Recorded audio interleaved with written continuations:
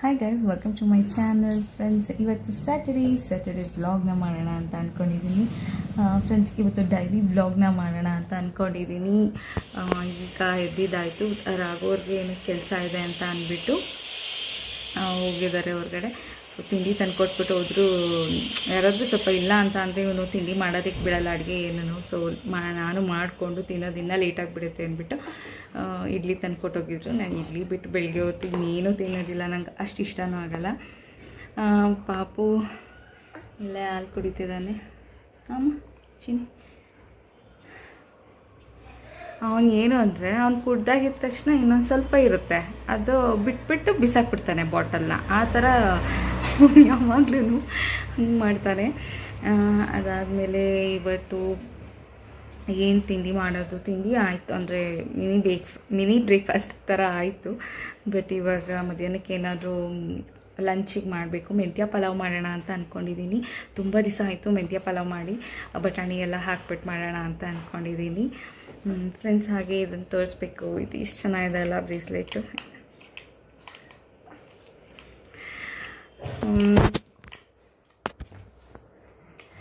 ಚೆನ್ನಾಗಿದೆ ಡಿಸೈನ್, ಅದಕ್ಕೆ ತೋರಿಸೋಣ ಅಂತ ಅಂದ್ಬಿಟ್ಟು ನಿಮಗೆ ತೋರಿಸ್ತಾ ಇದ್ದೀನಿ. ಚೆನ್ನಾಗಿದೆ ಅಲ್ಲ? ಇನ್ನೂ ಸ್ನಾನ ಆಗಿಲ್ಲ. ನಮ್ಮ ಮನೆಯದು ಸ್ವಲ್ಪ ಫಾಸೆಟ್ ಏನಿದೆ ವಾಟರ್ ಟ್ಯಾಪಿಂದು, ಅದು ಯಾಕೋ ಸ್ಟ್ರಕ್ ಆಗಿಬಿಟ್ಟಿದೆ. ಹಾಟ್ ವಾಟರ್ ಮಾತ್ರ ಬರ್ತಿದೆ, ಕೋಲ್ಡ್ ವಾಟರೇ ಬರ್ತಾಯಿಲ್ಲ. ಆ ಥರ ಆಗಿಬಿಟ್ಟಿದೆ. ಅದು ಬೇರೆ ರಿಪೇರಿ ಮಾಡಿಸ್ಬೇಕು. ಒಂದೊಂದಲ್ಲ, ಈ ಮನೆಗೆ ಬಂದಾಗಿಂದ ನಮ್ಮನೆ ವಸ್ತುಗಳು ಹಾಳಾಗ್ತಾಯಿದೆ, ಕಳೆದೋಗ್ತಾ ಇದೆ. ಎಷ್ಟು ಲಾಸ್ ಆಗ್ತಾಯಿದೆ ಈ ಮನೆಗೆ ಬಂದಾಗಿಲ್ಲ ಅಂದರೆ ಅದೇನೋ ಅಂತಲೇ ಗೊತ್ತಾಗ್ತಿಲ್ಲ. ಎಷ್ಟು ಲಾಸ್ ಆಗಿದೆ ಈ ಮನೆಗೆ ಬಂದಾಗಿಲ್ಲ ಅಂದರೆ ದೇವ್ರೆ. ಏನಾದರೂ ಇದ್ದೇ ಇರುತ್ತೆ ಮನೆಯದಾಗಲಿ. ಬಾತ್ರೂಮ್ದಂತೂ 8 ತಿಂಗಳಿಂದ ಎಷ್ಟು ಪ್ರಾಬ್ಲಮ್ ಇತ್ತು ಅಂದರೆ ಅದು ಏನೋ ಹುಳ ಬರೋದು, ಅದು ಬರೋದು, ನಮಗೂ ನೋಡಿ ಸಾಕಾಯಿತು. ಪಾಪ ಓನರು ಅವರು ಎಷ್ಟು ಅದೆಲ್ಲ ಇದು ಮಾಡಿದ್ರು. ಕೊನೆಗೆ ಈ ಸತಿ ಎಲ್ಲ ಇದು ಮಾಡಿಬಿಟ್ಟು ವೈಟ್ ಸಿಮೆಂಟ್ ಹಾಕ್ಸಿ ಈಗ ಸ್ವಲ್ಪ ರಿಲೀಫ್ ಆಗಿದೆ. 1 ವೀಕಿಂದ ಅನ್ಕೊತೀನಿ. ಒಂದು ವೀಕಿಂದ ಬಂದಾಗಿಂದ ಬಾತ್ರೂಮ್ ಅಂದ್ರೆ ಬೇಜಾರಾಗೋದು. ಈ ಮನೆಯಲ್ಲಿ ಬೇಕಲ್ಲಪ್ಪ, ವಿಧಿ ಇಲ್ಲ ಅಂತ ಹಂಗೆ ಅನ್ಸೋದು ಒಳಗಳನ್ನೆಲ್ಲ ನೋಡಿದ್ರೆ. ಅದರಲ್ಲೂ ಪಾಪು ಚಿಕ್ಕವನಿದ್ದರಿಂದ ನಮಗಿನ್ನೂ ಇದಾಗ್ತಾಯಿತ್ತು. ಸೊ ಏನು ಮಾಡೋಕ್ಕಾಗಲ್ಲ, ಬಾಡಿಗೆ ಮನೆಯವ್ರ ಕಷ್ಟ ಅಂದರೆ ಇದ್ದೇ ಇರುತ್ತೆ. ಏನಾದರೂ ಸ್ವಂತ ಮನೆ ಎಲ್ರಿಗೂ ಇರೋವಂಥ ಅದೃಷ್ಟ ಇರೋದಿಲ್ಲ. ಸೊ ಏನು ಮಾಡೋಕ್ಕಾಗಲ್ಲ, ಅಡ್ಜಸ್ಟ್ ಮಾಡ್ಕೊಂಡು ಹೋಗಬೇಕು. ನಮ್ಮಂಥ ಮಿಡಲ್ ಕ್ಲಾಸ್ ಜನರೆಲ್ಲ ಇಷ್ಟೇ ಇರುತ್ತೆ, ಎಲ್ಲದಕ್ಕೂ ಅಡ್ಜಸ್ಟ್ ಆಗಬೇಕು.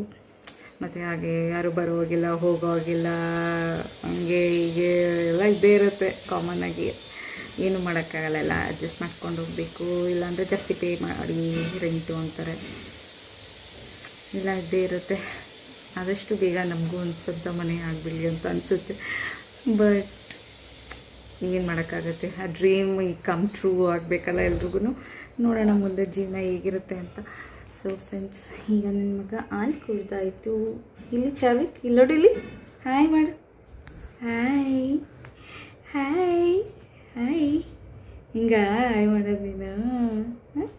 ಹಾಯ್ ಮಾಡು ಮಗ, ಹಾಯ್. ಒಂದು ಟಿ ವಿ ಕನೆಕ್ಟ್ ಮಾಡಿದ್ದೀನಿ ಮೊಬೈಲ್ನ, ಅದಕ್ಕೆ ಅಲ್ಲಿ ಮೊಬೈಲ್ ಅದು ವೀಡಿಯೋ ಅಲ್ಲಿ ಟಿ ವಿಲಿ ಡಿಸ್ಪ್ಲೇ ಆಗ್ತಾಯಿದೆ. ಸೊ ಹಾಗಾಗಿ ಅದು ನೋಡ್ಕೊಂಡು ಮಾತಾಡ್ತಾ ಇದ್ದಾನೆ. ಸೊ ಇವಾಗ ಅವನಿಗೆ ಸ್ನಾನ ಮಾಡಿಸ್ಬೇಕು. ಬಿಸಿನೀರು ಮಾತ್ರ ಬರೋದ್ರಿಂದ ಬಿಸಿನೀರನ್ನ ಫಸ್ಟೇ ಬಿಟ್ಬಿಟ್ಟು ಬಕೆಟಲ್ಲಿ ಬಿಟ್ಟಿದ್ದೀನಿ. ಈಗ ಹಾಲು ಕುಡಿದಿದ್ದಾನೆ. ಒಂದು 10 ಮಿನಿಟ್ಸ್ ಬಿಟ್ಬಿಟ್ಟು, ಒಂದು 10 ಮಿನಿಟ್ಸ್ 20 ಮಿನಿಟ್ಸ್ ಬಿಟ್ಬಿಟ್ಟು ಆಮೇಲೆ ಸ್ನಾನ ಮಾಡಿಸ್ತೀನಿ ಅವನಿಗೆ.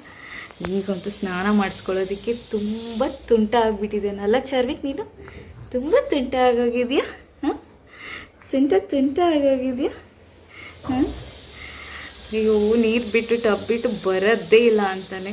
ಹಾಗೆ ಸರಿ ಮಾಡೋಕ್ಕೆ ಇಟ್ಟಿದ್ದೆ, ಇಟ್ಬಿಟ್ಟು ಬಂದು ಇಲ್ಲಿ ಮಾಡ್ತಾಯಿದ್ದೀನಿ. ಏನಾಗಿದೆ ನೋಡೋಣ ಬನ್ನಿ. ಆಗಿದೆ, ಇವಾಗ ಎಲ್ಲ ಚೆನ್ನಾಗಿ ಬೆಂದಿದೆ. ಸೊ ಇವಾಗ ಆಫ್ ಮಾಡ್ತೀವಿ. ಆಫ್ ಮಾಡಿಬಿಟ್ಟು ಅದರಲ್ಲೇ ಸ್ವಲ್ಪ ಬಿಡ್ತೀನಿ, ಮುಚ್ಚಿಟ್ಬಿಟ್ಟು.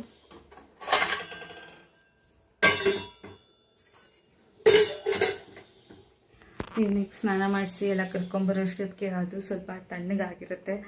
ಸೊ ಮಗುನ ಇಟ್ಕೊಂಡು ನಿಜವಾಗ್ಲೂ ಒಬ್ಬರೇ ಮಾಡಬೇಕು ಅಂದರೆ ನಿಜವಾಗ್ಲೂ ಯಾರ್ದು ಹೆಲ್ಪ್ ಇಲ್ಲ ಅಂತ ಅಂದಾಗ ತಿಂಡಿ ಊಟ, ಅದರಲ್ಲೂ ಕೈ ಬಿಡದೇ ಇರೋ ಮಕ್ಕಳಿದ್ರೆ ಈ ಥರ ನಮ್ಮ ಚಿಮ್ಮಿನ್ಕಿ ಪಾಪು ಇದ್ದರೆ ತುಂಬ ಕಷ್ಟನೇ ಅಲ್ಲ ಚಾರು, ಅಡುಗೆ ಮನೆಗೆ ಬಂದು ಎಲ್ಲ ಪಾತ್ರೆ ಬೀಳಿಸಿ ಕುಕ್ಕರ್ ಬೀಳಿಸಿ ಎಲ್ಲ ಎಳೆದ್ರೇ ಚಾಲಕಿಗೆ ಸಮಾಧಾನ. ಅಲ್ಲ ಚಿನಿ, ಅಲ್ಲ ಚಾರು.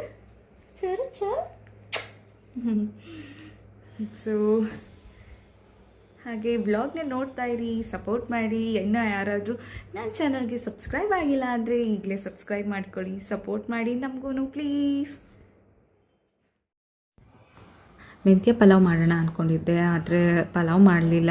ರಾಘವರು ಚಿಕನ್ ತೊಗೊಂಬಂದಿದ್ರು, ಅನ್ನ ಮತ್ತು ಚಿಕನ್ ಗ್ರೇವಿ ಮಾಡಿದ್ದೆ, ತುಂಬಾ ಚೆನ್ನಾಗಿ ಬಂದಿತ್ತು. ಈಸಿಯಾಗಿ ಮಾಡಿದ್ದೆ, ಜಾಸ್ತಿ ಇಂಗ್ರೀಡಿಯೆಂಟ್ಸ್ ಇಲ್ದಲೇ ತುಂಬ ಟೇಸ್ಟಿಯಾಗಿ ಚೆನ್ನಾಗಿ ಬಂದಿತ್ತು. ಈವ್ನಿಂಗ್ ಇನ್ನೊಂದು ಸ್ವಲ್ಪ ಹಾಕ್ಕೊಂಡು ಸ್ವಲ್ಪ ಬಿಸಿ ಮಾಡ್ಕೊಂಡು ತಿಂತಾಯಿದ್ದೆ. ನನಗೆ ಈ ಥರ ತಿನ್ನೋದಕ್ಕೆ ಇಷ್ಟ ಆಗುತ್ತೆ.